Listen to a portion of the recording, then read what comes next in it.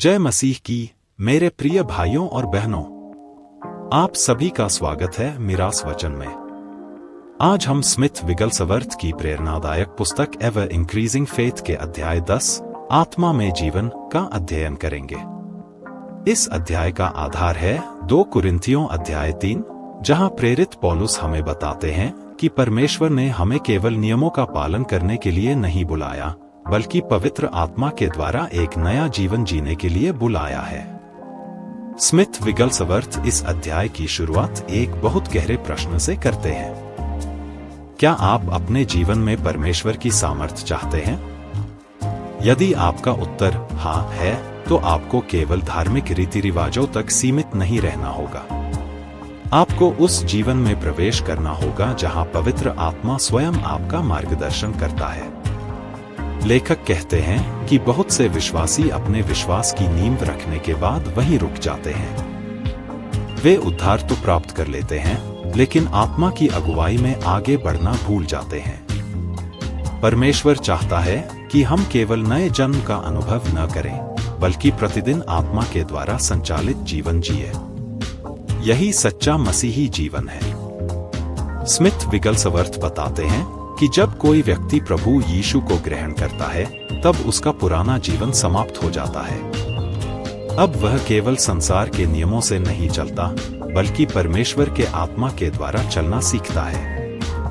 यही कारण है कि प्रेरित पौलुस कहते हैं, जहां प्रभु का आत्मा है, वहां स्वतंत्रता है। यह स्वतंत्रता पाप करने की नहीं, बल्कि पाप से मुक्त होकर परमेश्वर की इच्छा पूरी करने की स्वतंत्रता है।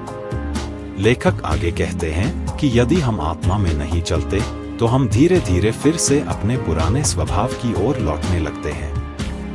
हम नियमों, परंपराओं और बाहरी धार्मिकता में उलझ जाते हैं। लेकिन परमेश्वर चाहता है कि हमारा विश्वास केवल बाहरी रूप में नहीं, बल्कि हमारे हृदय में जीवित हो।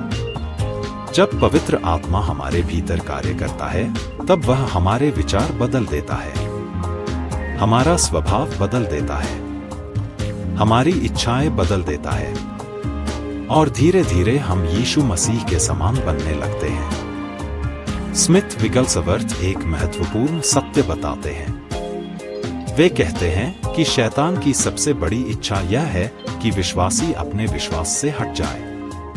लेकिन परमेश्वर ने हमें अकेला नहीं छोड़ा। उसने हमें पवित्र आत्मा दिया है।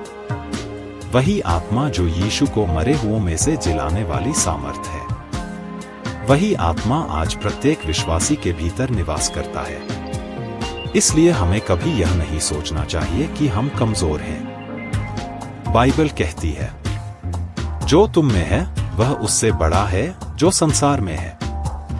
यही विश्वास हमें हर परीक्षा में स्थिर रखता है। लेखक कहते हैं कि परीक्षा आना निश्चित है। हर विश्वासी को संघर्षों का सामना करना पड़ता है, लेकिन परमेश्वर कभी भी हमें ऐसी परीक्षा में नहीं छोड़ता जिसका सामना हम न कर सकें। वह हर परीक्षा के साथ निकलने का मार्ग भी तैयार करता है। यही कारण है कि हमें परिस्थितियों पर नहीं, बल्कि परमेश्वर की प्रतिज्ञाओं पर भरोसा करना चाहिए। स्मिथ विगलस्वर्थ आगे बताते हैं कि पवित्र आत्मा का सबसे बड़ा कार्य हमें यीशु मसीह के और अधिक निकट लाना है।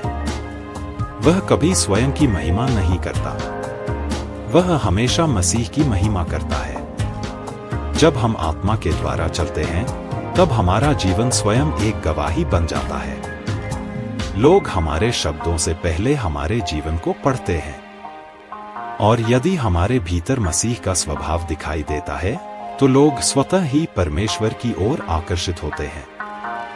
लेखक कहते हैं कि हम पत्थर की पट्टियों पर लिखे हुए नियम नहीं हैं। हम जीवित पत्र हैं।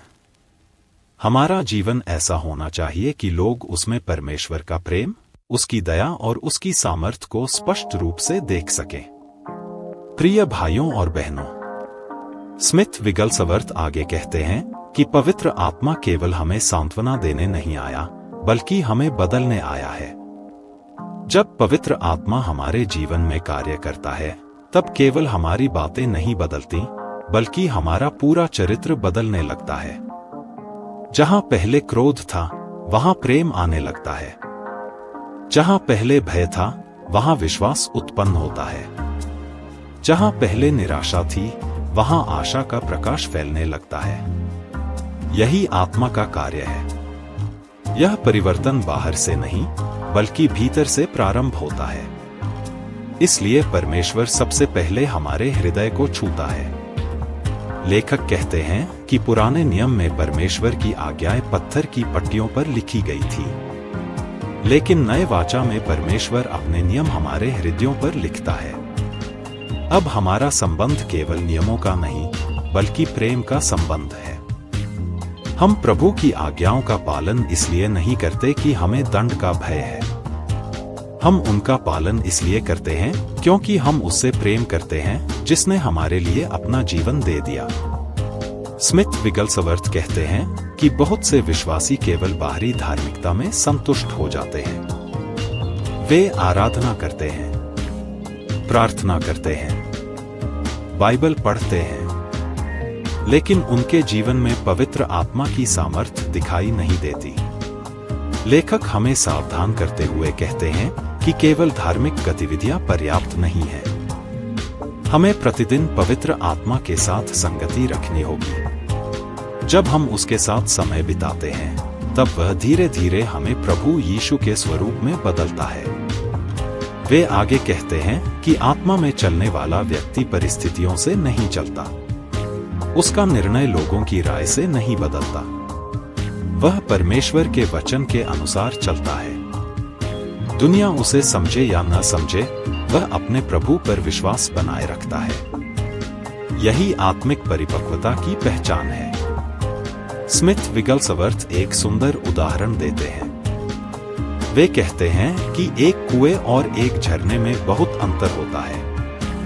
कुएं का पानी कभी सूख सकता है, लेकिन झरना लगातार बहता रहता है क्योंकि उसका स्रोत कहीं गहरा होता है। इसी प्रकार जो व्यक्ति केवल अपनी सामर्थ्य पर निर्भर रहता है, वह जल्दी थक जाता है। लेकिन जो पवित्र आत्मा से भरपूर रहता है, उसके भीतर से जीवन का झरना निरंतर बहता रहता है। यही कारण है कि यीशु ने कहा था, जो मुझ पर विश्वास करेगा, उसके भीतर से जीवन के जल की नदियां बह निकलेंगी। लेखक कहते हैं कि परमेश्वर चाहता है कि हम प्रतिदिन आत्मा से भरते रहें। यह केवल एक बार का अनुभव नहीं है, यह प्रतिदिन का जीवन है। हर सुबह हमें प्रभु से कहना चाहिए, हे प्रभु, आज भी मुझे अपने पवित्र आत्मा से भर दीजिए। मेरे विचारों को पवित्र कीजिए।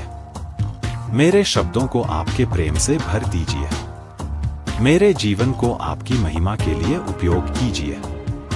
जब ऐसी प्रार्थना हमारे जीवन का हिस्सा बन जाती है, तब हमारा पूरा जीवन बदलने लगता है। स्मिथ विगलसवर्थ कहते हैं कि आत्मा में चलने वाला व्यक्ति संसार की बातों से आसानी से विचलित नहीं होता। वह जानता है कि उसका जीवन परमेश्वर के हाथों में सुरक्षित है। उसकी खुशी परिस्थितियों पर नहीं, बल्कि प्रभु की उपस्थिति पर निर्भर करती है। यही कारण है कि कठिन समय में भी वह धन्यवाद करता है। दुख में भी वह आशा नहीं छोड़ता, क्योंकि उसे विश्वास है कि परमेश्वर उसके साथ है। लेखक हमें यह भी सिखाते हैं कि जब हम आत्मा के द्वारा चलते हैं, तब हमारा जीवन दूसरों के लिए आशीष बन जाता है। हमारे शब्द लोगों को उत्साहित करते हैं। हमारी प्रार्थनाएं लोगों को बल देती हैं। हमारा व्यवहार लोगों को मसीह के प्रेम का अनुभव कराता है। यही सच्ची गवाही है। सिर्फ उपदेश देना ही नहीं, बल्कि ऐसा जीवन जीना कि लोग हमारे भीतर यीशु को देखें। स्मिथ विगलसवर्थ अंत में कहते हैं, यदि हम सचमुच पवित्र आत्मा के हाथों में अपने जीवन को सौंप दें, तो हमें हर बात को अपनी शक्ति से संभालने की आवश्यकता नहीं पड़ेगी। जैसे एक छोटा बच्चा अपनी माँ की गोद में निश्चिंत रहता है, वैसे ही परमेश्वर चाहता है कि उसके बच्चे भी उस पर पूरा भरोसा रखें। वह हमारा मार्गदर्शन करेगा, वह हमें संभालेगा, वह हमें गिरने नहीं देगा, और वह हमें प्रतिदिन अपनी महिमा से महिमा तक बदलता रहेगा। प्रिय भाइयों और बहनों, स्मिथ विगलसवर्थ इस अध्याय के अंत में हमें एक अत्यंत सुंदर उदाहरण देते हैं। वे कहते हैं कि जब एक छोटा बच्चा चलना सीख रहा होता है तो वह अपनी माँ की उंगली पकड़कर चलता है। उसे यह चिंता नहीं होती कि आगे क्या होगा, क्योंकि उसे पूरा विश्वास होता है कि उसकी माँ उसे संभाल लेगी। ठीक उसी प्रकार परमेश्वर चाहता है कि हम भी अपने जीवन की हर परिस्थिति में उस पर भरोसा करें। कई बार हम अपनी बुद्धि, अपनी योजनाओं और अपनी सामर्थ्य पर अधिक निर्भर हो जाते हैं, लेकिन जब हम ऐसा करते हैं तो चिंता, भय और निराशा हमारे जीवन में प्रवेश करने लगते हैं।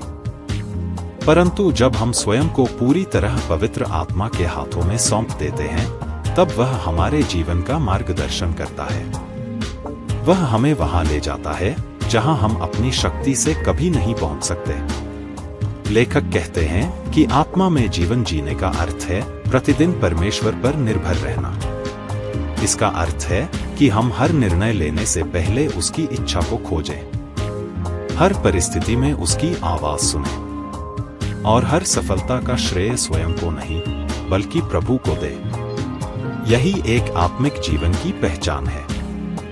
स्मिथ विगलसवर्थ हमें याद दिलाते हैं कि परमेश्वर अपने बच्चों को केवल बचाना ही नहीं चाहता, बल्कि उन्हें अपने स्वरूप में बदलना भी चाहता है। वह चाहता है कि हमारे जीवन में यीशु का प्रेम दिखाई दे, हमारे शब्दों में उसकी कृपा दिखाई दे, हमारे व्यवहार में उसकी नम्रता दिखाई दे और हमारी सेवा में उसकी महिमा प्रकट हो।